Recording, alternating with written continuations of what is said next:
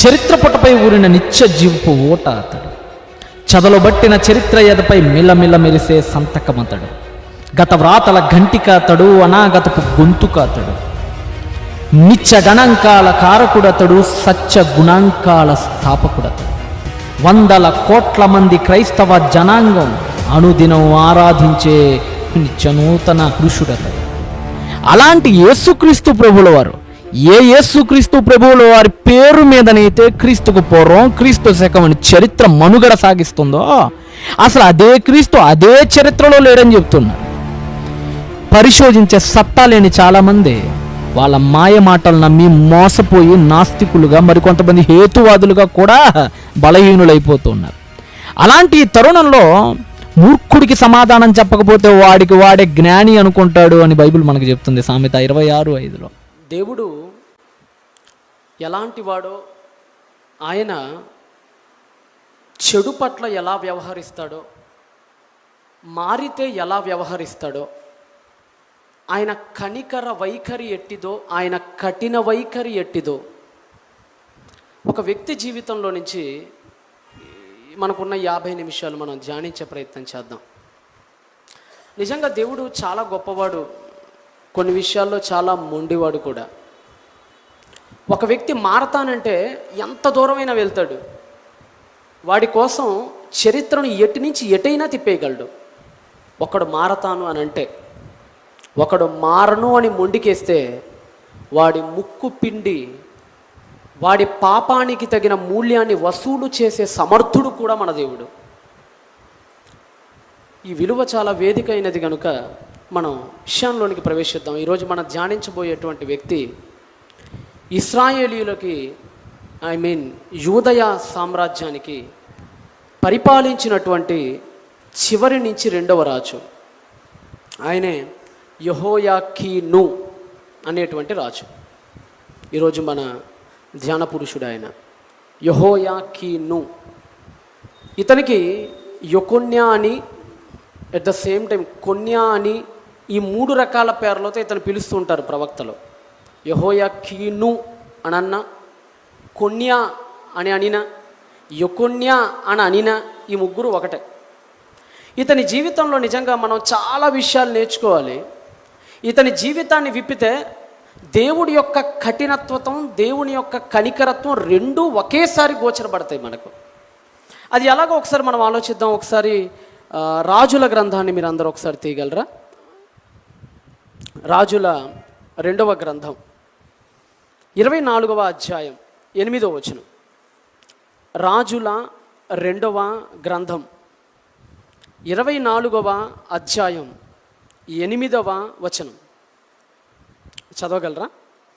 యెహోయాకీను ఏలనారంభించినప్పుడు 18 వాడై యెరూషలేమునందు 3 మాసములు ఏలి.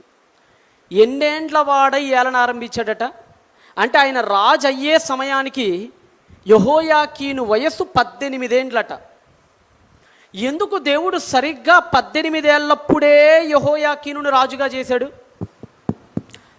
10 ఏళ్లకో, 15 ఏళ్లకో, 25 ఏళ్లకో చేయొచ్చు కదా.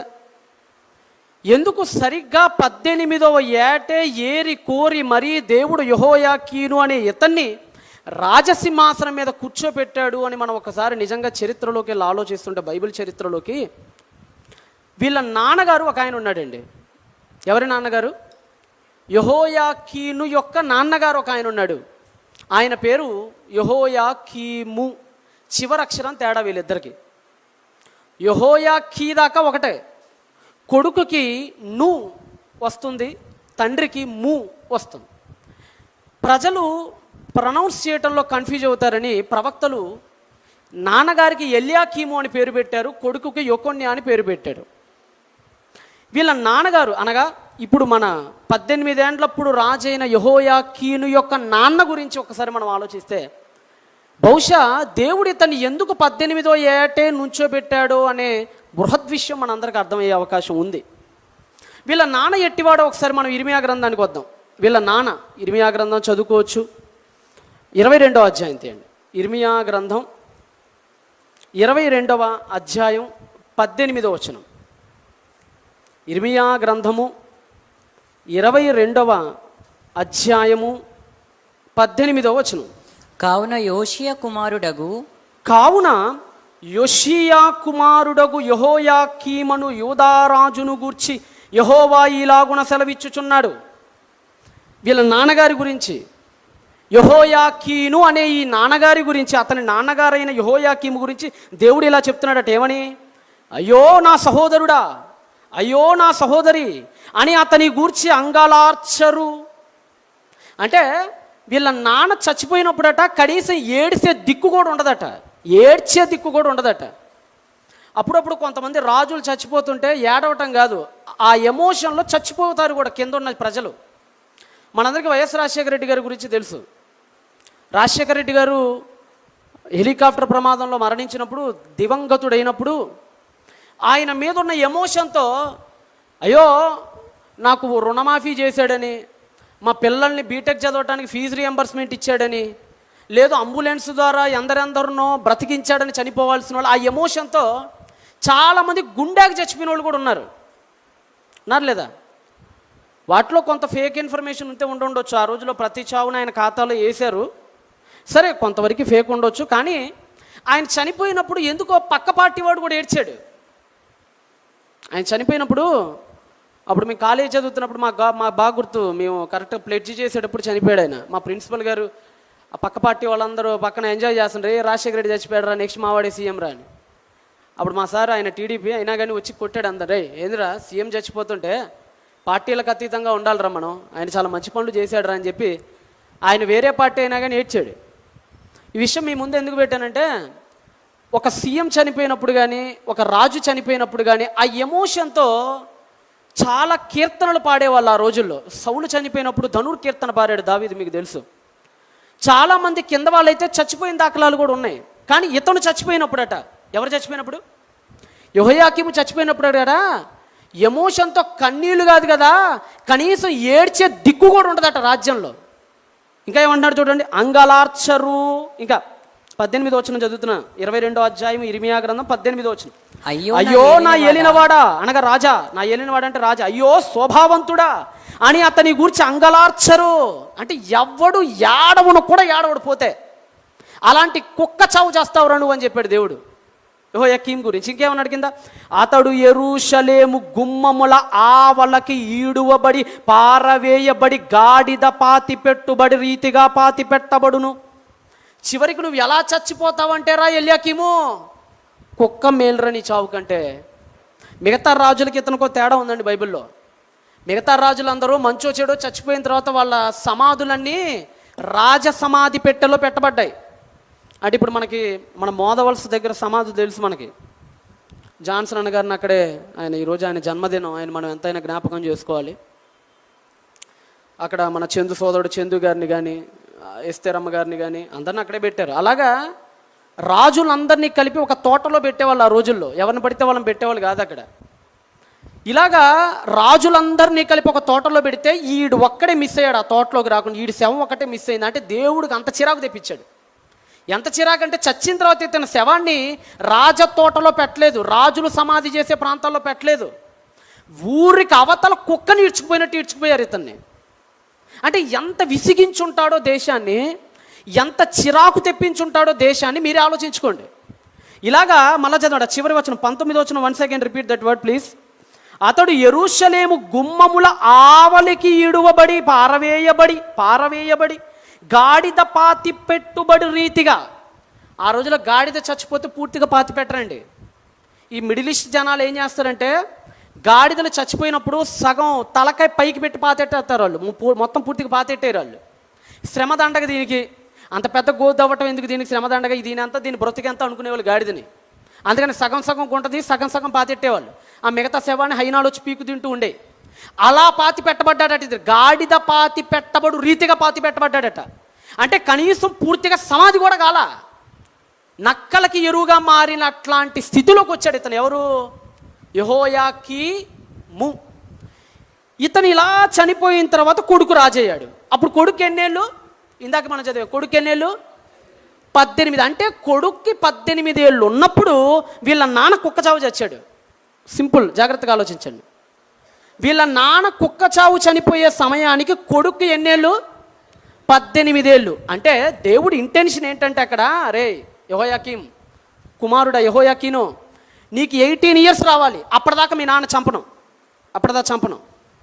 నీకు 13 ఏళ్ళు ఉన్నప్పుడు మీ నాన్న చంపేశాను అనుకో, నీకు ఆ సీన్ అర్థం కాదు. ఎందుకంటే ఒక మనిషికి మైండ్ మెచ్యూర్ ఎప్పుడైద్దండి? ఎప్పుడైద్ది? 18 కదా. పెళ్లి జరగాలంటే ఒక వయస్సు 18 ఉండాలి, ఒక ఓటు హక్కు రావాలంటే వయస్సు 18 ఉండాలి, ఒక కార్ని డ్రైవ్ చేయాలంటే వయస్సు 18 ఉండాలి. ఇలా ప్రతి దానికి 18. ఎందుకంటే ఆలోచన శక్తి పరిపక్వమయ్యే దశ అది. ఎన్నో సంవత్సరం అది? 18.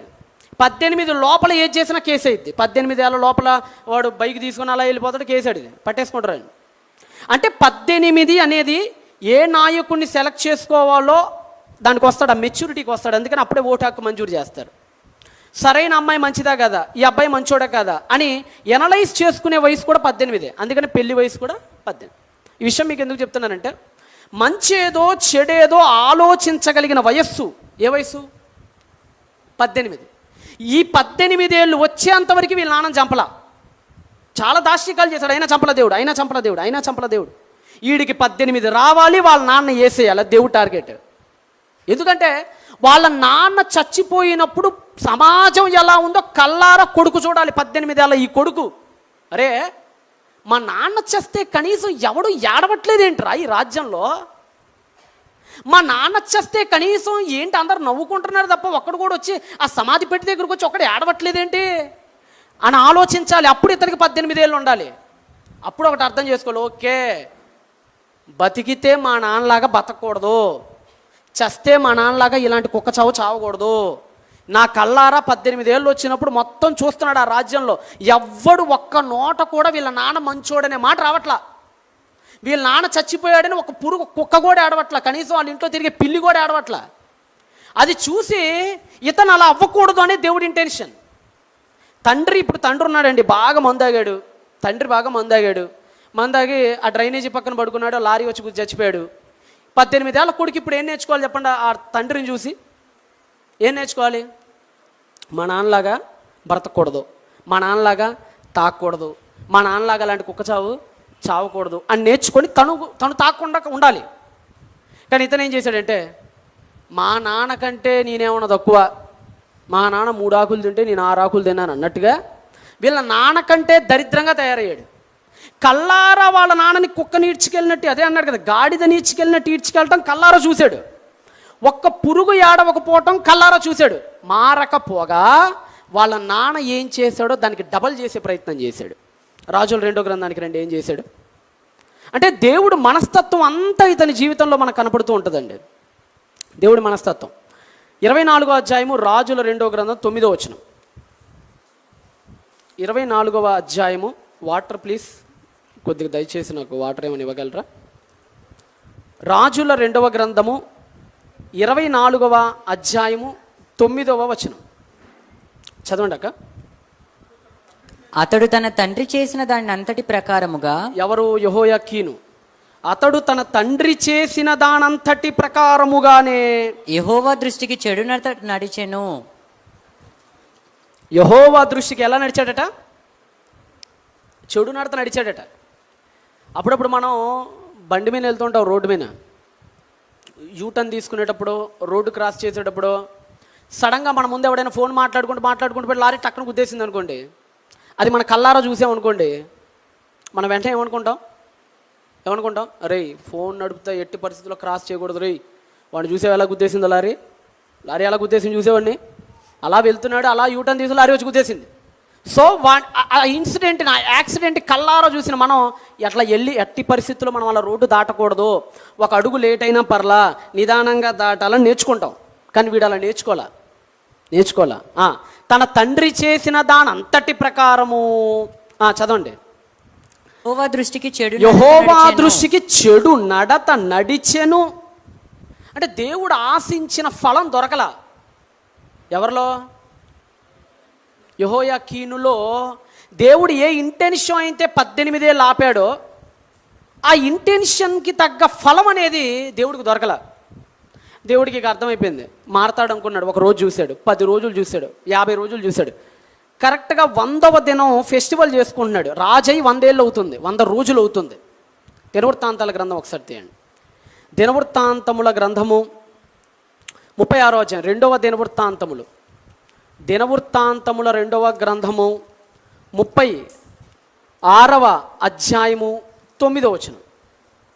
దినవృత్తాంతముల 2వ గ్రంథము 36వ అధ్యాయము 9వ వచనం.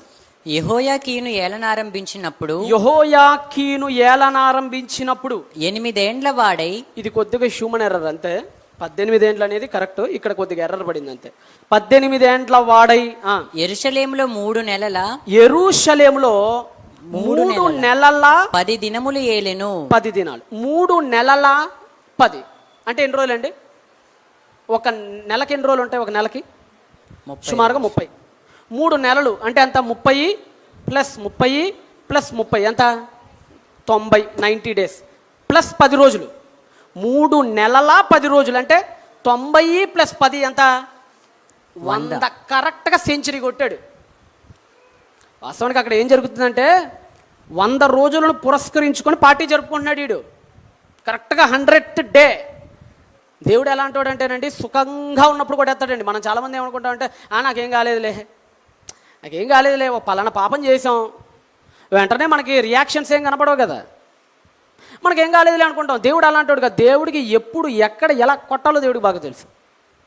మనోడు దేవుడు ఏం చేస్తాడులే, మా నాన్నను అనుసరిస్తున్నా, 100 రోజులైంది, రాత్రికి ఫంక్షన్, కేకు కోస్తా, హ్యాపీగా ఎంజాయ్ చేస్తా, నన్ను ఎవడేం చేస్తాడు, నన్ను ఎవడేమీ చేయలేడు అని చాలా ప్రగల్భాలు పలికాడు. అప్పుడు దేవుడు కరెక్ట్గా నెబుకద్నెజరుని పంపించాడు. అంటే ఎన్నేళ్ళు అప్పుడు అతనికి? 18 ఏళ్ళే. 18వ ఏట రాజయ్యాడు, 3 నెలల 10 రోజులు పరిపాలించాడు. అంటే ఎన్నేళ్ళు? 18 ఏళ్లలోనే ఉన్నాడు, ఇంకా 19 ఏళ్ళు కూడా రాలా. అప్పుడు నెబుకద్నెజరు వచ్చి సంఖ్యలేసి కొట్టుకుంటా కొరడాలు తీసుకొని 1500 మైళ్ళ అవతలున్న బబులోన్లోని ఒక కటిక చీకటి గల జైల్లో వేసాడు. చదవండి, అది కూడా ఇక్కడ ఉంటుంది. అతడు యెహోవా దృష్టికి చెడు నడత నడిచెను. అతను యెహోవా దృష్టికి చెడు నడత నడిచెను. ఏడాది నాటికి రాజైన నెబుకద్నెజరు దూతల్ని పంపి యెహోయాకీనును బబులోనుకు రప్పించి అతని సహోదరుడైన హిజ్కియాను యూదా మీదను జెరూసలేం మీదను రాజుగా నియమించి. అది ఇంకా మీరు రాజులు చదువుకుంటుంటే మనకు టైం తక్కువ కాబట్టి క్రాస్ రిఫరెన్సెస్ ఎక్కువ చూపించలేను నేను. తీసుకెళ్ళి ఒక కటిక చీకటి గల జైల్లో పడేశాడండి.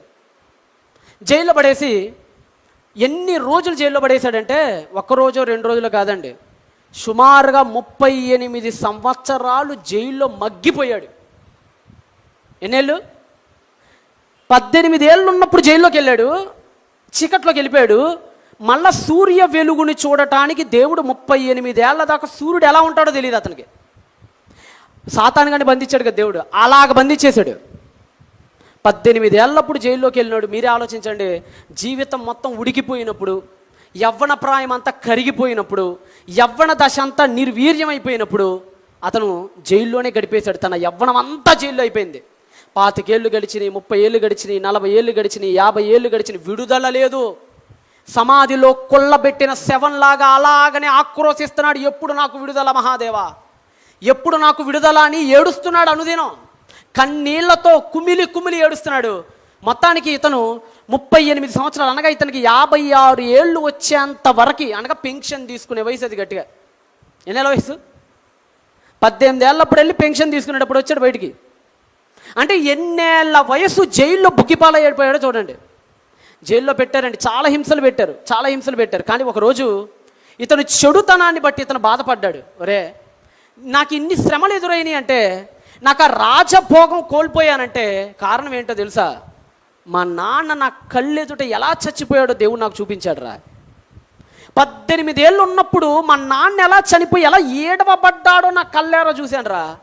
కానీ నా బ్రతుకులో మార్పు రాలా. పైగా మా నాన్నను వెంబడించాను కదా ఆ రోజుల్లో, మా నాన్నలాగే పనికి మాలిన పనులు చేశాను కదా నేను కూడా ఆ రోజుల్లో అని పశ్చాత్తాపం పొందడం స్టార్ట్ చేశాడు. దేవుణ్ణి జోగాడటం స్టార్ట్ చేశాడు.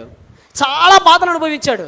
చివరికి ఒకానొక రోజున చెప్పాను కదా, దేవుడు ఎలాంటి వాడంటే మనం పాపం నుంచి విడుదల పొందాలని ఆశించే వ్యక్తి. అదే అంటాడు కదా, ఒక వ్యక్తి మరణమునందుట నాకు ఇష్టమా, అతను ఏం కావాలి, మారు మనస్సు పొందాలి. ఒక మంచి మాట చూద్దాం మనం ఈ క్షణంలో. కీర్తనల గ్రంథం తీయండి ఒకసారి. కీర్తనల గ్రంథము 97వ అధ్యాయం 10వ వచనం. కీర్తనల గ్రంథము 97వ అధ్యాయము 10వ వచనం. యెహోవాను ప్రేమించు వారిలారా. దేవుడు అంటే మీకు లవ్ ఉందా అని అడుగుతున్నాడు కీర్తనకారుడు. దేవుణ్ణి ప్రేమించు వారలారా, చెడుతనమును అసహ్యించుకొనుడి. అది దేవుణ్ణి ప్రేమించడం అంటే ఏంటో లేదండి. దేవుణ్ణి ప్రేమించడం అంటే ఏంటో అనుకున్నారు, చెడుని అసహించుకోవడమే. అప్పుడప్పుడు ఎవరైనా ఒక స్త్రీని ఏదైనా ఒక పురుషుడు ప్రేమిస్తే అతడి లవ్ను ఆమె యాక్సెప్ట్ చేయాలంటే కొన్ని కండిషన్స్ పెడుతుంది. ఏమంటుంది, నేను నిన్ను ప్రేమించాలంటే నువ్వు ఆ మందు మానేయాలి, ఒకవేళ తాగేవాడైతే ఆ సిగరెట్ మానేయాలి, ఎలా పడితే అలాగ రోడ్లమ్మడ పోకిరీలా తిరగకూడదు, మంచి ఉద్యోగం సంపాదించుకోవాలి. ఇవి నువ్వు చేస్తే నేను నీ లవ్ని యాక్సెప్ట్ చేస్తానంటది. ఆ గులాబీ పువ్వును అప్పుడే నేను తీసుకుంటాను, అప్పుడు కనపడి నా ముందుకు వచ్చి ప్రయోజకుడు పోయి వచ్చి కనపడప్పుడు నేను పెళ్లి చేసుకుంటానంటది. నీతి కలిగిన స్త్రీ అయితే, నీతి కలిగిన స్త్రీ అయితే, ఒకవేళ మామూలు లోకంలో తిరిగేదైతే వెళ్ళిపోతలేను కానీ అది వేరే విషయం. దేవుడు కూడా నీతి కలిగిన వాడు. ఆయన నువ్వు ప్రేమించాలంటే ఆయన నీ నుంచి ఒకటి ఆశిస్తున్నాడు. ఆయన మన నుంచి ఆశిస్తుంది అంటే నీ చెడుతనమును నువ్వు విడిచిపెట్టు. ఒకసారి చదవగలరా మళ్ళీ అదే మాట, యెహోవాని ప్రేమించు వారలారా, చెడుతనమును అసహ్యించుకొనుడి. చెడుతనాన్ని అసహ్యించుకోండి. ఫస్ట్ మీ లవ్ని నేను యాక్సెప్ట్ చేయాలంటే నాకు కావాల్సింది ఏంటో తెలుసా, మీ దగ్గర నుంచి మీరు చెడుతనాన్ని అసహించుకోండి. ఫస్ట్ చీకొట్టండి దాని ముందు, దాని మొహాన్ని చీకొట్టి దాని వైపు చూడకండి అసలు మీరు, అప్పుడు నేను మిమ్మల్ని యాక్సెప్ట్ చేస్తా. ఇంకో మంచి మాట చూద్దాం. యెషయా గ్రంథం 55వ అధ్యాయము 7వ వచనం. యెషయా గ్రంథం 55వ అధ్యాయం 7వ వచనం. యెషయా గ్రంథం 55వ అధ్యాయం 7వ వచనం. భక్తిహీనులు తమ మార్గమును విడువవలెను. భక్తిహీనులు తమ మార్గములను విడవవలెను.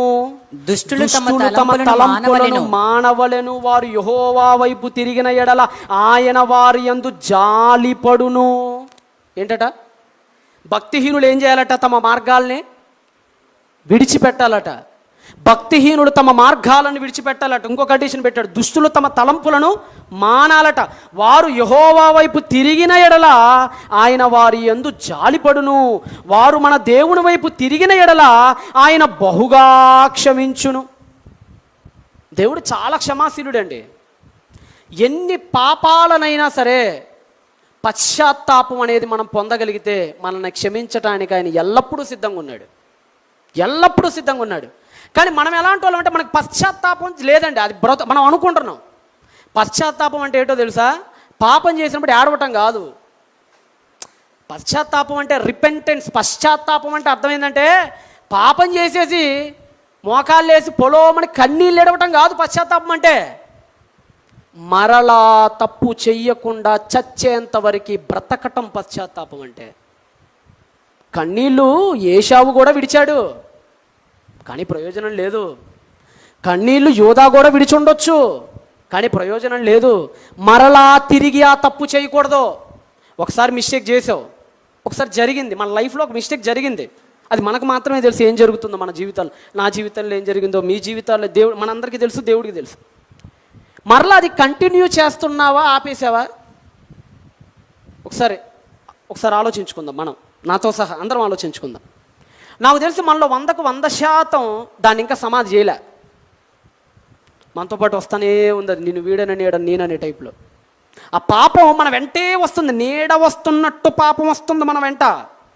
మనం కుక్క తన వాంతికి తిరిగినట్టు అంటాడు కదా. కుక్క ఎలాంటిదంటే ముందుగా అక్కునేది, హ్యాక్ నాకు నచ్చలేదని కక్కేసిద్ది, మరలా వెళ్ళి మళ్ళా అదే తినేసిద్ది. అది చాలామంది క్రైస్తవ జీవితాలు అలానే ఉన్నాయి.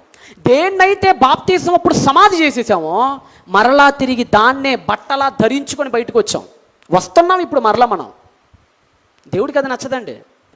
దావీదు ఒకసారి తప్పు చేశాడండి. దావీదు బత్షెబ విషయంలో ఎన్నిసార్లు తప్పు చేశాడు లైఫ్లో? ఒక్కసారి తప్పు చేశాడు మహానుభావుడు. ఏడ్చాడు. ఎంత ఏడ్చాడు? హైపర్బోలికల్గా చెప్తాడు ఆయన. పరుపేట ఏమైందట, కన్నీళ్ళకి తేలిందట. చివరికి ఆయన్ని బత్షెబాతో పాపం చేసిన దావీదుగా చంపేయటం దేవుడికి ఇష్టం లేదు. దేవుడికి ఇష్టం లేదు. అందుకనే చచ్చిపోయే ముందు ఒక టెస్ట్ పెట్టాడు దేవుడు. అదే అభిషగు అనే ఒక కన్యకని ఆయన పక్కన పడుకోబెట్టాడు. చనిపోయేటప్పుడు రాజుల గ్రంథం మొదటి వచనంలో ఉంటుంది. షునేమీయురాలైన అభిషగు అనే ఒక అందమైన కన్యకను దావీదు పక్కన పడుకోబెట్టాడు. అప్పుడు ఒక స్టేట్మెంట్ ఇచ్చాడు దేవుడు. చదువుతారు అది? పశ్చాత్తాపం అంటే ఇది. పశ్చాత్తాపానికి నిలువెత్తు నిదర్శనం మన పితరుడు రాజైన మహానుభావుడైన దావీదు మహానుభావుడు. ఒకసారి చదువుతారు రాజుల మొదటి గ్రంథం 1వ అధ్యాయము 2వ వచనం. రాజుల మొదటి గ్రంథం 1వ అధ్యాయము 2వ వచనం.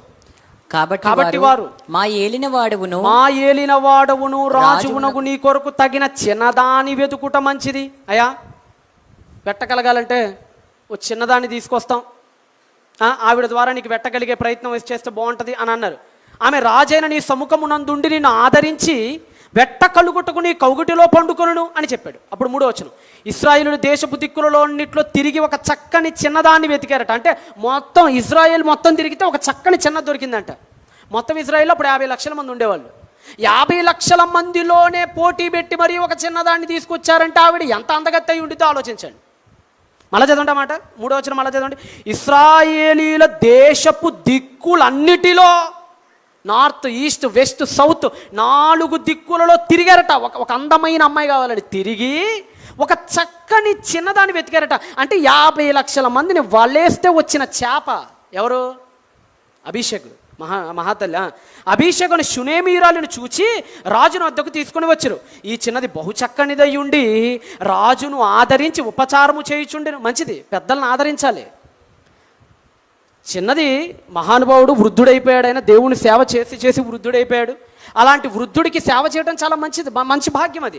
అలాగా సేవ చేసిందట. సేవ చేసి ఉపచారము చేయుచుండరు కానీ రాజు దానిని కూడలేదు. ఇక్కడ పులిస్టాప్ పెట్టాడండి దావీదు లైఫ్ని దేవుడు. దావీదు లైఫ్ని దేవుడు బత్షెబ దగ్గర పులిస్టాప్ పెట్టలా, అభిషగు దగ్గర పులిస్టాప్ పెట్టాడు. సమాజానికి ఏం చెప్పాలనుకుంటున్నాడంటే, నా భక్తుడు మారాడు. ఎస్, నా భక్తుడు మారాడో. వాడు మొదట్లో తప్పు చేశాడు కావచ్చు, కానీ తర్వాత ఏడ్చాడురా. తర్వాత డొక్కలు ఎండిపోయేటట్టు ఏడ్చాడురా. ఆ తర్వాత ఇంకొక అందమైన అమ్మాయిని తీసుకెళ్ళి పెట్టారా, కానీ అతను కూడలేదురా. ఇప్పుడు అతన్ని చంపేస్తున్నాడు అని ఆ మంచి స్టేట్మెంట్ అతని నుంచి వచ్చిన తర్వాత చనిపోయాడు. మన జీవితం కూడా ఇలానే ఉండాలండి. నాదైనా మీదైనా మన ఎండింగ్ అద్భుతంగా ఉండాలి. మన ఎండింగ్ దేవుడు మెచ్చుకునేటట్టు ఉండాలి. మన చావు దేవుడు నవ్వేటట్లు ఉండాలి. మన చావు ఆయన గర్వంగా దేవదూతల ఎదుట తల ఎత్తుకునేటట్లు ఉండాలి. అలా బ్రతకగలుగుతున్నామా? పశ్చాత్తాపానికి నిలువెత్తు నిదర్శనం కదా దావీదు మహానుభావుడు.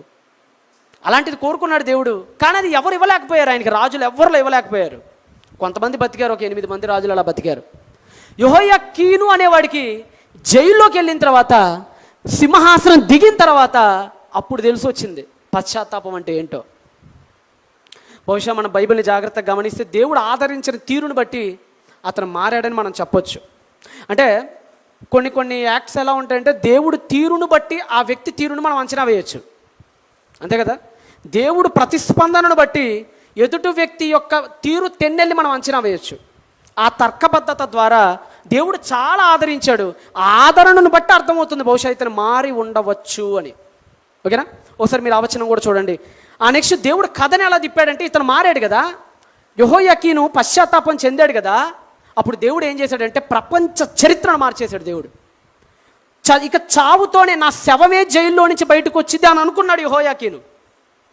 ఇక్కడే చచ్చిపోతాను ఈ 4 గోడల మధ్య, ఇప్పటికే 58 ఏళ్ళు వచ్చేసి నాకు ఇక నా సీన్ అయిపోయింది, ఇక నన్ను ఎవడు బయటకు తీసుకురాలేడు, ఇక ఈ జైల్లో ఇక్కడే కుమిలి చచ్చిపోవాలనుకొని అలానే నీరస్తుడైపోయాడు, నిస్సత్తుడైపోయాడు. అప్పుడు దేవుడు ప్రపంచ చరిత్రను కదిలించాడు ఒక్కసారి తన భక్తుడి కోసం. ఎంత కదిలించాడంటే ఒక పెద్ద అద్భుతం చేశాడండి దేవుడు. అద్భుతం ఏంటంటే, ఇది ఇటువైపు జరుగుతున్నప్పుడు అటువైపు ఒకటి జరుగుతుంది బబులోన్లో. అదేంటంటే నెబుకద్నెజరు మహారాజుకి మెంటల్ వచ్చింది, పిచ్చి పట్టింది 7 కాలాలు. అది మనకు దానియేలు గ్రంథంలో ఉంటుంది. ఒకసారి చూడండి, దానియేలు గ్రంథం 4వ అధ్యాయం. ఈ 2 కాంటెంపరీ సీన్స్ అండి. 2 ఒక పక్క ఈయన పశ్చాత్తాప పడటం, అదే సమయంలో అక్కడ నెబుకద్నెజరుకి ఈ సీన్ జరుగుతుంది అటువైపున. 4వ అధ్యాయం 16వ వచనం. దానియేలు గ్రంథం 4వ అధ్యాయం 16వ వచనం. 7 కాలములు గడుచు వరకు 7 కాలములు గడుచు వరకు వానికున్న మానవ మనస్సునకు బదులుగా వానికున్న మానవ మనస్సునకు బదులుగా పశువు మనస్సు వానికి పశువు కలుగును. మనస్సు వానికి కలుగును. ఇది బేసికల్గా చెప్పాలంటే అలంకారం ఇది మెటఫోర్స్ అంటారు కదా. This is one of the metaphor. ఇది ఒకనొక అలంకారం. 7 కాలములు పశువు మనస్సు కలుగును. చాలామంది చరిత్రకారులు మొదట్లో కొట్టేశారు, అని తప్పు, అసలు నెబుకద్నెజరు జీవితంలో ఇలాంటి ఘటనలు ఎప్పుడు జరగలేదు. ఎందుకంటే నెబుకద్నెజరు జీవిత చరిత్ర బెసోరస్సే ఎక్కువ రాశాడు. క్రీస్తుపూర్వం 3వ సెంచరీ. అతని ద్వారానే మనకి ఎక్కువ బైబిల్కి కాకుండా మిగతా చోట్ల అతని చరిత్ర అతనే రాశాడు. బైబిల్ని పక్కన పెడితే చరిత్ర గ్రంథాల్లోకి వెళ్తే అతను కూడా ఈ సంఘటన రాయలే. చాలామంది చరిత్రకారులు కొట్టేశారు, బైబిల్ ఏదో అట చెప్పాడు అంతేను, 7 కాలాల్లో ఇలాంటి డార్క్ పీరియడ్ ఏం రన్ కాలేదు నెబుకద్నెజరు జీవితంలో అన్నారు. రీసెంట్గా మరి ఐఏఏ వాళ్ళు ఆర్కియాలజీలో త్రవ్వకాలు జరుగుతున్నప్పుడు పిచ్చి గీతలు కనపడుతున్నాయి. ఒక గృహలో పిచ్చి గీతలు, మెంటల్ బట్టినోడి గీత, అర్థం లేని గీతలు కనపడుతున్నాయి. తర్వాత కొద్దిగా దొరుకుతున్నటువంటి ఎక్స్క్వేషన్స్ని బట్టి ఆలోచించినప్పుడు ఒకటి అర్థమైంది, నెబుకద్నెజరు మహారాజు 7 సంవత్సరాలు సింహాసనం మీద పరిపాలించలేదు. అతనికి మెంటల్లీ డిజార్డర్ ఏదో వచ్చింది. అతను మెంటలీగా ఎందుకు అప్సెట్ అయ్యాడు. ఇలా అప్సెట్ అవ్వటాన్ని బట్టి ఇతను రాజరికం నుంచి 7 ఏళ్ళు దూరం అయ్యాడని రీసెంట్గా తెలుస్తుంది. ఇప్పుడు చదువుతున్న త్రవ్వకాలు. ఒకప్పుడు తప్పని చెప్పారు బైబిల్ని ఈ విషయాన్ని పట్టుకొని. నిజంగా దేవుడు చాలా గొప్పవాడు. ఆయన అన్ని విషయాల్లో తన భక్తులు తల ఎత్తుకునేటట్లుగా చరిత్రను భద్రపరిచిన వాడు మన దేవుడు. సో ఇప్పుడు కొత్త రీసెంట్ హిస్టరీ మనకి ఏం చెప్తుందంటే, అవునరా బాబు, నెబుకద్నెజర్ అనేవాడికి 7 years వాడికి దాని ఏమంటే హిస్టీరియా అనే వ్యాధి వచ్చిందట. హిస్టీరియా అనే వ్యాధి వచ్చి బట్టలు లేకుండా పిచ్చోళ్ళలాగా చింపిరి పనులు చేయటాన్ని బట్టి రాజ్య బహిష్కరణ కొంతకాలం గురయ్యాడు అతను. అంటే వీళ్ళందరూ కలిసి ఉజ్జయాని కనుక కుష్ఠరోగం వచ్చినప్పుడు ఏం చేశారు, ఉజ్జయాని కుష్ఠరోగం వచ్చినప్పుడు అవతల ఎక్కడో వేరే చోట పెట్టి అతని కొడుకుని రాజుని చేశారు. అలాగా ఈ 7 కాలాలు పశువు మనస్సు వచ్చినప్పుడు వీళ్ళ కొడుకు రాజయ్యాడు అక్కడ. ఎవరి కొడుకు? నెబుకద్నెజరు కొడుకు. నేను ఇప్పుడు చరిత్రలో ఉన్న డాట్స్ని కలుపుతున్న, బైబిల్లో ఉన్న డాట్స్ని చరిత్రలో ఉన్న డాట్స్కి మ్యాచ్ చేస్తున్న, కరెక్ట్ రిజల్ట్ వస్తుందని. మన తండ్రి గారు మనకు అదే కదా నేర్పించింది. చరిత్రను బైబిల్కి ఎలాగా జయింపజేయాలి, ఎలా ఆపాదించాలి, ఎప్పుడు సర్వసత్యం బయటపడిద్ది కదా. ఈ డాట్స్ను మనం కలుపుతుంటే ఒక ఇమేజ్ ఫామ్ అవుతుంది. ఒక ఇమేజ్. ఆ ఇమేజ్ ఏంటంటే, ఈ 7 కాలాలు నెబుకద్నెజరుకి పిచ్చి పట్టినప్పుడు ఇతని కొడుకు ఎవెల్మెరోదకు రాజయ్యాడు. ఇతని గురించి కూడా మనకి రాజుల గ్రంథంలో ఉంటుంది, అతని కొడుకు ఎవెల్మెరోదకు గురించి. ఒకసారి రాజుల 2వ గ్రంథం తీయండి అందరూ. రాజుల 2వ గ్రంథం 25వ అధ్యాయం 27వ వచనం. రాజుల 2వ గ్రంథం 25వ అధ్యాయం 27వ వచనం చదవగలరా?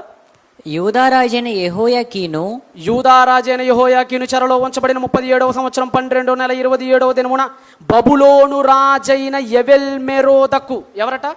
ఎవెల్మెరోదకు, నెబుకద్నెజరు కొడుకు అన్నమాట ఇతను. ఎవెల్మెరోదకు అంటారు ఇతను.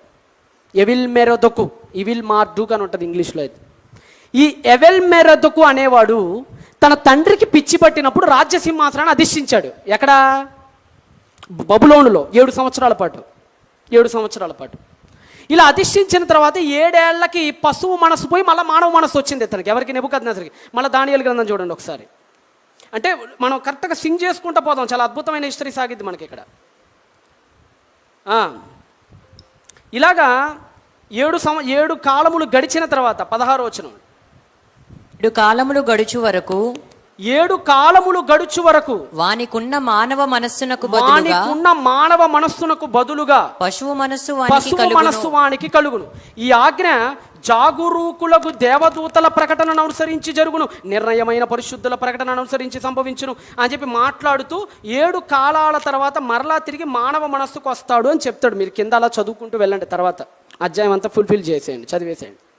ఫైనల్గా మనకు ఒక విషయం అర్థమవుతుంది. ఇప్పుడు సింపుల్, నేను చెప్పాలనుకుంటున్న విషయం వెరీ సింపుల్. ఏంటంటే 7 సంవత్సరాల వ్యవధిలో ఇతను కొడుకు రాజ్య పరిపాలన చేసినప్పుడు నెబుకద్నెజరు మహారాజుకి పశువు మనస్సు పోయి మళ్ళీ మానవ మనస్సు వచ్చింది. అనగా డిస్టాయిడ్ మళ్ళీ తగ్గిపోద్ది, డిసీజ్ మళ్ళీ తగ్గిద్ది, ఆ డిజార్డర్స్ మళ్ళీ తగ్గిపోతాయి, తగ్గి మళ్ళీ రాజు అవుతాడు. రాజయ్య మళ్ళీ సింహాసనం మీదకి వచ్చినప్పుడు కొడుకు చేసినటువంటి కొన్ని పనులు అతనికి నచ్చల. ఈ 7 ఏళ్లలో తను పిచ్చివాడిగా ఉన్నప్పుడు కొడుకు చేసిన కొన్ని పనులు నచ్చల. ఎవరికి? నెబుకద్నెజరుకి. కొడుకు ఏం చేశాడంటే వాళ్ళ నాన్న పేరుని కాకుండా తన పేరుని ముందుకు తీసుకొచ్చాడు. ఇప్పుడు ఉదాహరణకి ఏం లేదండి, ప్రభుత్వం మారిందంటే ఏం చేస్తారు? స్టిక్కర్లు మార్చేస్తారు కదా. ఇప్పుడు ఆల్రెడీ నేను వచ్చినప్పుడు గమనిస్తే అంతకుముందు రేషన్ ఒకటి బియ్యం ఉంటుంది కదా, బియ్యం తెచ్చేదాన్ని ఏమంటారు, వ్యాను, రేషన్ వ్యాను. అంతకుముందు జగన్మోహన్ రెడ్డి బొమ్మ ఉండేది అక్కడ, ఇప్పుడు తీసేశారు. అంతకుముందు ఎక్కడ పెట్టినా కానీ ఈ సచివాలయాల మీద వాళ్ళ జెండా బొమ్మలు ఉండే, ఇప్పుడు తీసేశారు. ప్రభుత్వం మారిందంటే రంగు మారిద్ది, బొమ్మ మారిద్ది. నెబుకద్నెజరు తర్వాత ఎవెల్మెరోదకు ఏం చేశాడంటే బొమ్మలు మార్చాడు. మన భాషలో చెప్తున్నా, నిజంగా అక్కడ ఏదో స్టిక్కర్లు ఉన్నాయని కాదు, మన భాషలో చెప్తున్నా. అతని ఉనికిని తగ్గించి తనే సర్వసైన్యాధికారిగా ప్రకటించుకోవడం స్టార్ట్ చేశాడు. ఆ విషయం ఇతనికి నచ్చలా. ఎవరికి నచ్చలా? నెబుకద్నెజరుకి నచ్చలా. 7 ఏళ్ల తర్వాత మళ్ళా మానవ మనస్సు వచ్చినప్పుడు కొడుకు మీద కోపంతో కొడుకుని జైల్లో పెడతాడు. ఏం చేస్తాడు? 7 సంవత్సరాల తర్వాత మానవ మనస్సు తిరిగి వచ్చినప్పుడు వాళ్ళ కొడుకు మీద కోపం వచ్చి కొడుకుని జైల్లో పెడతాడు. ఆ కొడుకు ఎల్లకెళ్ళక ఈ యెహోయాకీనున్న జైల్లోకి పోతాడు. దేవుడు చూడండి చరిత్రను ఎలా కదుపుతున్నాడో చూడండి. తన దాసుడు పశ్చాత్తాపం పొందాడని చరిత్ర పుటల్ని కదిలిచ్చాడు దేవుడు. బబులోని హిస్టరీ చదివితే షాక్ అనిపిస్తుంది. నిజం. ఇదంతా ఎందుకు చేశాడంటే ఇదిగో ఇతను మారాడు, ఇప్పుడు ఇతనికి విడుదల చేయాలి, యెహోయాకీని విడుదల చేయాలి. విడుదల చేయాలంటే కాలచక్రాన్ని మార్చాలి. అందుకనే దేవుడు సడన్గా అతనికి పిచ్చి పట్టేటట్టు చేయటం, అప్పుడు ఇతను రాజు అవ్వటం, మళ్ళీ అతనికి పిచ్చి తగ్గటం, ఇతని పనులు అతనికి నచ్చక ఇతన్ని తీసుకొని జైల్లో వెళ్ళటం, ఇతను ఎల్లకెళ్ళక ఇతని జైల్లోకి పోవటం. అప్పుడు వీళ్ళిద్దరు ఫ్రెండ్స్ అయ్యారు. ఎవరిద్దరు?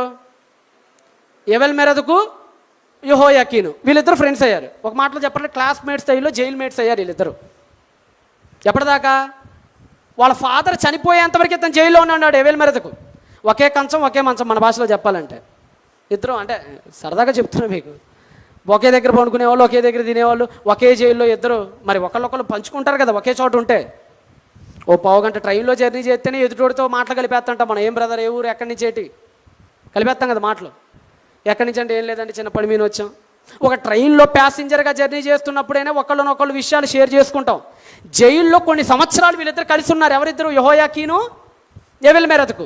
వీళ్ళిద్దరు కలిసి ఉన్నప్పుడు మొత్తానికి వీళ్ళిద్దరు స్నేహితులయ్యారు, మిత్రులయ్యారు. కొంతకాలానికి నెబుకద్నెజరు చనిపోయాడు. 560లో నెబుకద్నెజరు చనిపోతాడు. 560 అంటే చెరకు తీసుకోబడిన తర్వాత 17 సంవత్సరాలకి 13 సంవత్సరాలు చచ్చిపోతాడు. అప్పుడు ఇక రాజుగారు చనిపోయిన తర్వాత నెక్స్ట్ కింగ్ ఎవరు? మళ్ళా ఎవరు? రాజు చనిపోతే నెక్స్ట్ కింగ్ ఎవరు? మళ్ళా కొడుకే కదా. సో మళ్ళా జైల్లో ఉన్న ఎవెల్మెరోదకుని తీసుకొని వచ్చి మళ్ళా బబులోను సింహాసనం ఇచ్చారు. అప్పుడు ఏం జరిగిందంటే, ఇప్పుడు మళ్ళీ మనం ఇక్కడికి వద్దాం, ఇర్మియా గ్రంథానికి వద్దాం. ఆ డాట్ని ఈ డాట్తో కనెక్ట్ చేస్తే ఒక అద్భుతమైన విషయం బయటపడిద్ది మనకి. ఇర్మియా గ్రంథం 52వ అధ్యాయం. ఇర్మియా గ్రంథం 52వ అధ్యాయం 31వ వచనం. ఇర్మియా గ్రంథం 52వ అధ్యాయం 31వ వచనం. యూదారాజైన యెహోయాకీను చెరపట్టబడిన 37వ సంవత్సరమున 12వ నెల 25వ దినమున, అంటే ఏం లేదు డిసెంబర్ 25 మన భాషలో చెప్పాలండి. ఒక 5 రోజుల్లో న్యూ ఇయర్ రాబోతుంది. నెక్స్ట్ ఇతని చావు గడియలు దగ్గర పడిపోయినాయి. కానీ ఏడుస్తున్నాడు, దేవా నాకు ఇక దిక్కు లేదా, మారాను కదా, పశ్చాత్తాపం పొందితే కనికరిస్తానని చెప్పావు కదా, నా వైపు నీ కనికరం లేదా అని ఎదురు చూస్తుండొచ్చు మేబీ, బహుశా. కరెక్ట్గా 5 రోజుల్లో న్యూ ఇయర్ అనగా ఒక మిరాకిల్ చేశాడు అతని జీవితంలో. దేవుడు ఏం చేశాడో చదవండి. బబులోను 25వ దినమున బబులోను రాజైన ఎవెల్మెరోదకు, 31వ వచనం నేను చదువుతుంది ఇప్పుడు, 52వ అధ్యాయం 31వ వచనం చదువుతున్నా నేను. బబులోను రాజైన ఎవెల్మెరోదకు తన ఏలుబడి యందు మొదటి సంవత్సరమున, ఎన్నో సంవత్సరం? జస్ట్ అలా సింహాసనం ఎక్కాడు. ఎక్కంగానే ఫ్రెండ్ గుర్తొచ్చాడు. ఇది చూసినప్పుడు అనిపిస్తుంటుంది యోసేపుకు ఫ్రెండ్స్ సరైన వాళ్ళు దొరకలేదేమోనని. యోసేపు ఉన్నాడు కదా, అక్కడ కూడా ఆయనకి 2 ఫ్రెండ్స్ ఉన్నారు. ఎవరాళ్ళు? పక్షకారుల అధిపతి, పానవేగుల అధిపతి. వాళ్ళలో ఒకడు వెళ్ళిపోయిన తర్వాత ఏమైపోయాడు? మర్చిపోయాడు. ఇతను చేసిన మేలు మర్చిపోయాడు. అతనికంటే 100 రెట్లు బెటర్ ఎవెల్మెరోదకు. మర్చిపోవాలి ఫ్రెండ్ని. మర్చిపోకుండా ఏం చేశాడు చూడండి. మొదటి సంవత్సరం అంటే జస్ట్ సింహాసనం అలా అధిష్ఠించాడు. ఫస్ట్ ఇయర్లోనే ఒక పని చేశాడు. ఏం పని చేశాడట? చదవండి. యెహోయాకీమును దయచూపి, మొదటి సంవత్సరమున యూదారాజైన యెహోయాకీనునకు దయచూపి బందీ గృహములో నుండి అతన్ని తెప్పించి అతనితో దయగా మాటలాడి అతనితో కూడా బబులోనులో నుండి రాజుల సింహాసనము కంటే ఎత్తైన సింహాసనము అతనికి నియమించాడు. ఫస్ట్ వెళ్ళంగానే ఒక పని చేశాడు. ఇప్పుడు మనలో కూడా ఒక వ్యక్తి సీఎం అవ్వగానే కొన్నిటి మీద సంతకాలు పెడతాడు, అవునా? బహుశా మనకి జగన్ గారు అప్పుడు ఏం పెట్టారో గుర్తులేదు, కానీ ఫస్ట్ సంతకాలు ఉంటాయి. ఆ అప్పుల ఏముంటుంది, రుణమాఫీ అని, లేదంటే అగ్రిగోల్డ్ అని, కొన్ని ఉంటాయి కదా. పెన్షన్స్ మీద పెడతారు. చంద్రబాబు నాయుడు కదా పెన్షన్ మీద పెట్టాడు ఆయన. 2000 ఎంతో చేశాడు కదా, ఇప్పుడు 4000 ఏమో చేశాడు ముసలోళ్ళకి పెన్షన్. ఎక్కంగానే ఫస్ట్ సంతకం దాని మీద పెడతాడు. అలాగా ఎవెల్ మెరోదకు కింగ్ అయిన తర్వాత ఫస్ట్ సంతకం దేని మీద పెట్టాడు తెలుసా? యెహోయాకీన్ అనేవాడు పాపం 38 ఏళ్ళ నుంచి జైల్లో ఉన్నాడు. 38 ఇయర్స్. ఎప్పుడో కుర్రోడు ఉన్నప్పుడు 18 ఏళ్ళు ఉన్నప్పుడు వెళ్ళాడట. 38 ఏళ్ళు అయింది. ఇప్పుడు వాడు వయసు అంతా ఉడికిపోయింది. 38 + 18 అంటే ఎంత? 56 సంవత్సరాలు. 30 + 20 50, 8 + 8 దాదాపుగా 56 సంవత్సరాలు పైన అయిపోయింది ఇప్పటికి సమయం.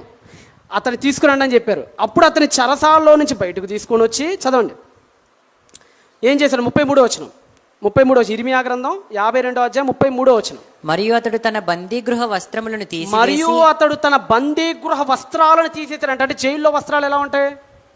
జైలు వస్త్రాలు మన భాషలో చెప్పాలంటే తెల్లగా ఉంటాయి కదా వస్త్రాలు. మన భాషలో చెప్తున్నాం, మన జైల్స్లో తెల్లని వస్త్రాలైన బందీగృహ వస్త్రాలను తీసివేసి వేరు వస్త్రాలు ధరించుకొని తన జీవితకాలం అంతయు ఎంతవరకైతే చచ్చిపోతాడు అతను, అంటిల్ హిస్ డెత్, తన జీవిత కాలం అంతయు ఎవెల్ మెరోదకు సన్నిధిని భోజనము చేయుచు వచ్చెను. అంటే పశ్చాత్తాప పడితే, ఒక వ్యక్తి మారితే, బ్రతుకును సరిదిద్దుకుంటే దేవుడు అద్భుతాలు చేస్తాడు. ఇక నేను చచ్చిపోయినట్టే అనుకున్నోడిని మళ్ళీ తిరిగి లేపుతాడు. ఇక నా లైఫ్ ఇంతటితో ముగిసిపోయినట్టే అనుకున్నోడికి మళ్ళా జీవాన్ని ఇస్తాడు. ఎండిపోయిన మొక్కకు మళ్ళా ప్రాణాన్ని ఇస్తాడు ఆయన. ఎప్పుడో 18, మీరే ఒక్కసారి ఆలోచించండి, బుర్రపెట్టి ఆలోచించండి. నేను ఏదో చెప్పానని కాదు, కానీ 18 ఏళ్ళప్పుడు జైల్లోకి వెళ్ళాడు. ఎన్ని సంవత్సరాలు? 38 సంవత్సరాలు. ఏమంటే 38 ఏళ్ళు జైల్లో ఉండాలంటే మామూలు విషయం అండి. మన వయసే లేదండి, నా వయసే లేదంత. అంత తీసుకొచ్చి జైల్లో పెట్టారంటే ఎంత కఠినమైన శిక్షలు అనుభవించాడో చూడండి. ఎంత మానసికంగా ఎంత ఇదైపోతారో చూడండి ఒక వ్యక్తి. అది రాజరికంలో ఉండాల్సినవాడు. అది కూడా ఎలాంటోడు? ఏసీ, మన భాషలో చెప్పాలంటే ఏసీ గదుల్లో ఉండాల్సినవాడు. చలువ గదుల్లో ఉంటారు వాళ్ళు రాజులు ఆ రోజుల్లో. పట్టు పరుపుల మీద పడుకుంటారు. పట్టు పరుపుల మీద ఉన్నోడు తీసుకొని ఎక్కడ పడేశాడు? నెబుకద్నెజరు గట్టి పరుపు మీద పడేశాడు. ఏంటి? బంగారపు పళ్ళాల్లో అన్నం తినేవాడికి ఏం పెట్టాడు? ఇనపళ్ళాన్ని ఇసిరేశాడు.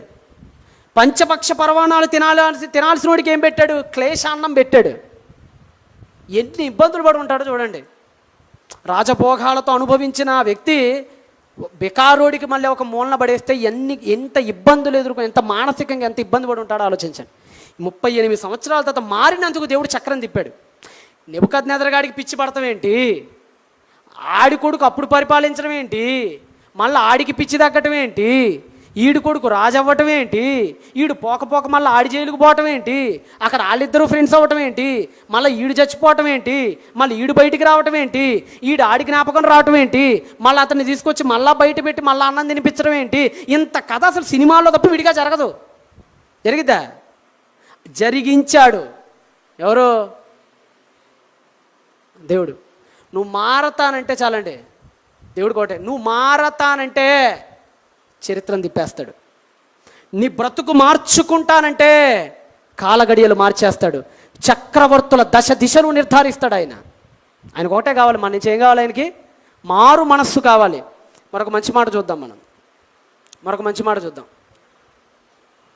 రోమీలకు రాసిన పత్రిక 12వ అధ్యాయం 9వ వచనం. రోమీలకు రాసిన పత్రిక 12వ అధ్యాయం 9వ వచనం. రోమీలకు అపోస్తలుడైన పౌలు రాసినటువంటి పత్రిక 12వ అధ్యాయము 9వ వచనం చదవగలరా? మీ ప్రేమ నిష్కపటమైనదై ఉండవలెను. మనతో చెప్తున్నాడు, నీ ప్రేమ నిష్కపటమైనదై ఉండవలెను. చెడ్డదానిని అసహ్యించుకొని, దేవుడు ఒకటేనండి కోరుకుంది ఫైనల్, ఇదే. చెడు అనే దాన్ని ఫస్ట్ మనం అసహించుకోవాలి. చెడ్డదానిని అసహించుకొని మంచి దానిని హత్తుకొని ఉండుడి. మంచి దానిని హత్తుకోండిరా, చాలరా, బస్ నాకు అజ్జాలు. చెడ్డదాన్ని వదిలేసేయండి, మంచి దాన్ని హత్తుకోండి. నాకు అదొక్కటే చాలు, మీ నుంచి నాకు ఇంకేవి వద్దు అంటున్నాడు ఆయన. అది మనం చేయగలుగుతున్నామా?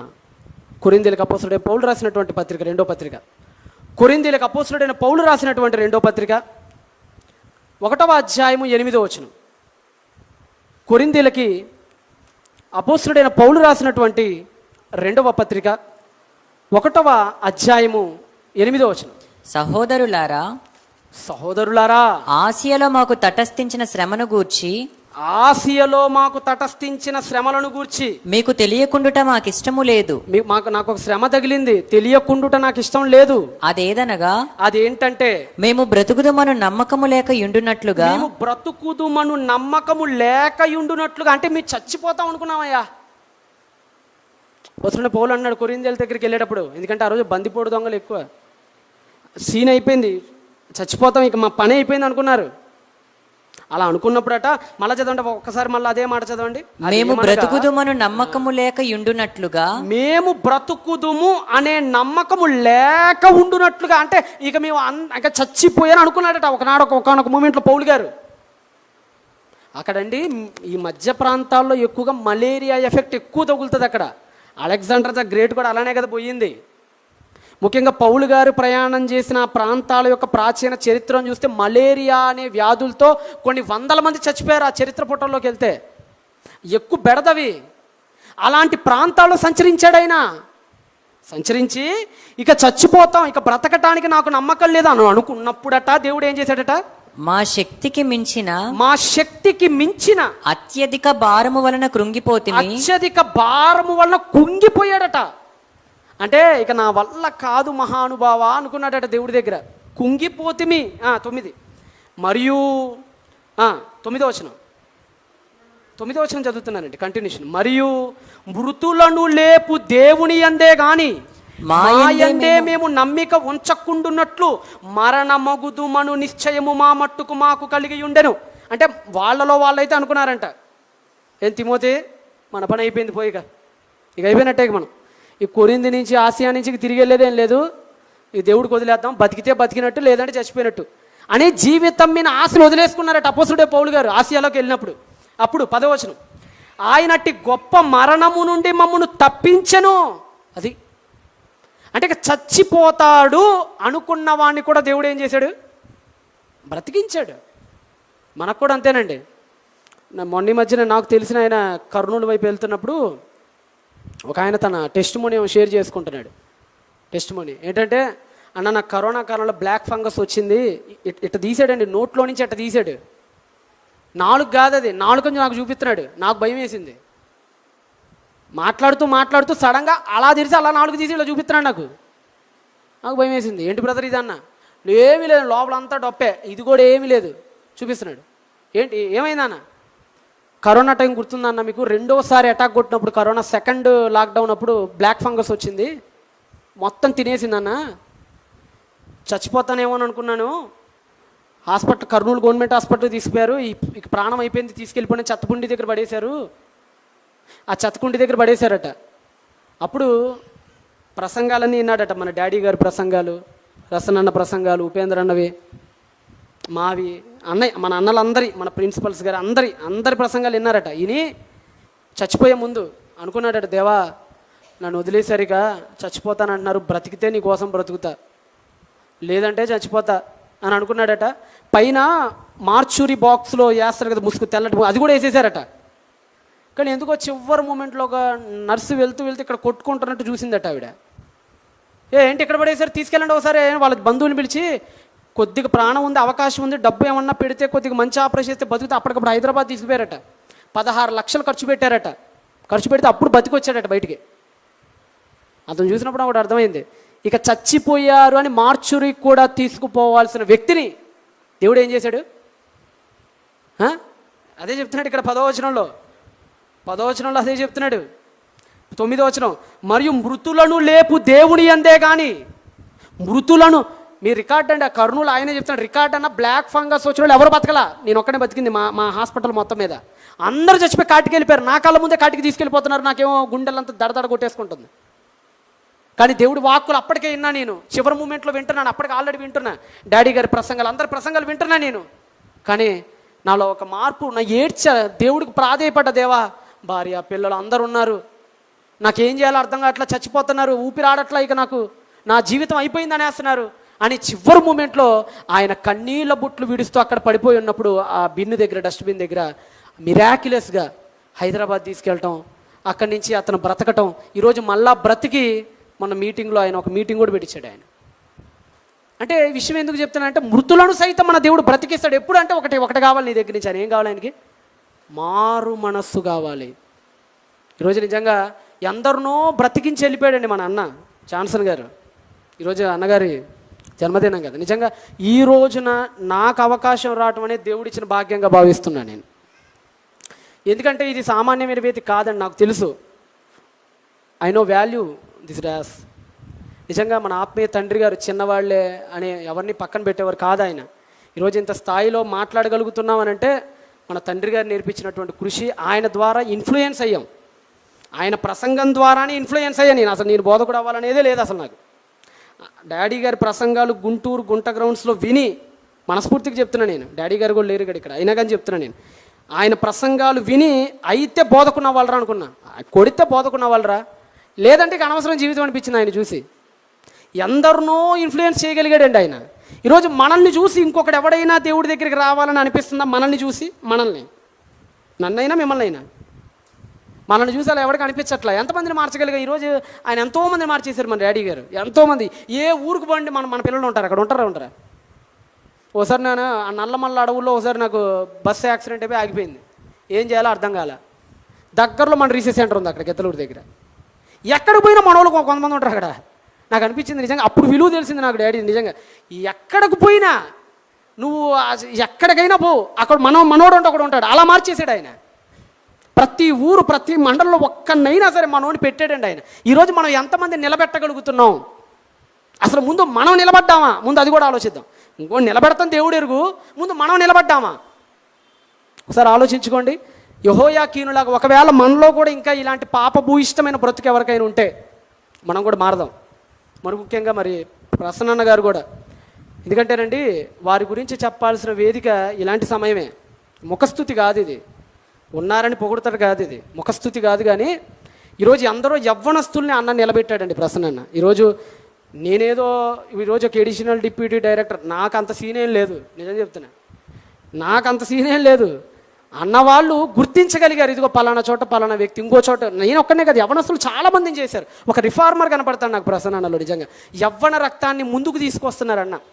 అలాంటి అవకాశాన్ని కల్పించినటువంటి డాడీ గారికి, అన్నగారికి కూడా నా శిరస్సు వంచి నా రెండు చేతులు ఎత్తి నా ధన్యవాదాలు తెలియజేస్తూ, కరెక్ట్గా 55 నిమిషాలైంది, నా సమయం అయిపోయింది, ముగిస్తున్నాను. ప్రార్థన చేసుకుందాం, కళ్ళు మూసుకోండి. పరిశుద్ధుడా, ప్రేమ నమ్మకం కలిగిన మా కన్న తండ్రి, మీ బిడ్డలందరినీ జ్ఞాపకం చేసుకోండి. ఈ అవకాశం చాలా గొప్పది, నేను ఎరుగుదును తండ్రి.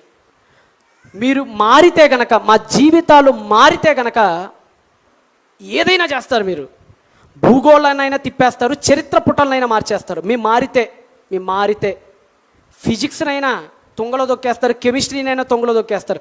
మీకు ఎక్కడ రూల్స్ పనిచేయవు నాయన. మీ మారితే చాలు, మీకు ఏదైనా చేస్తారు.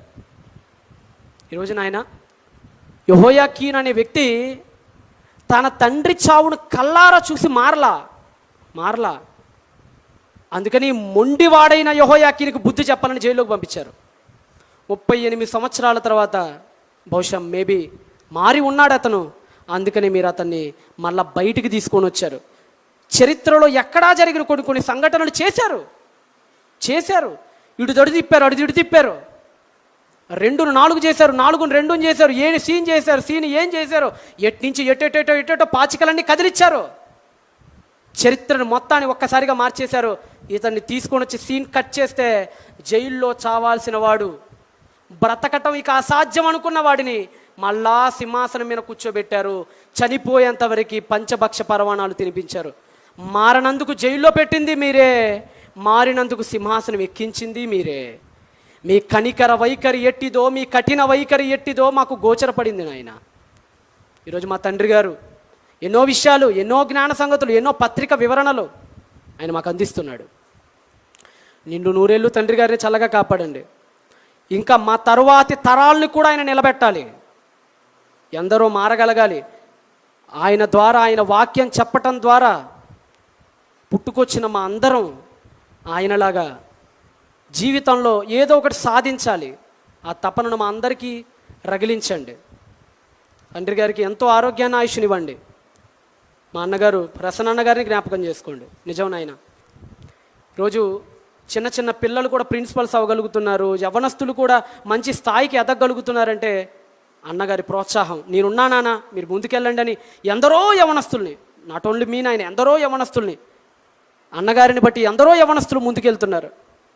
అలాగా చక్కని సంస్కరణలతో ముందుకెళ్తున్న మా అన్నగారిని నాయకత్వాన్ని బలపరచండి. అన్నగారిని మరింత బలోపేతం చేయండి. నిండు నూరేళ్ళు ఆయన నాయకత్వం కింద ఉండులాగా మా అందరి పట్ల మీ చలని కృపను అనుగ్రహించండి.